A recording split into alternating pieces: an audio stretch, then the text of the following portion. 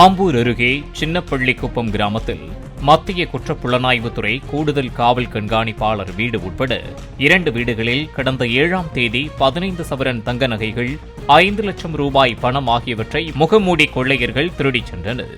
CCTV காட்சிகளின் அடிப்படையில் துப்பு துலக்கிய தனிப்படை போலீசார் கள்ளக்குறிச்சியில் தலைமறைவாக இருந்த ஒரு பெண் உட்பட 5 பேரை சுற்றி வளைத்து கைது செய்தனர்.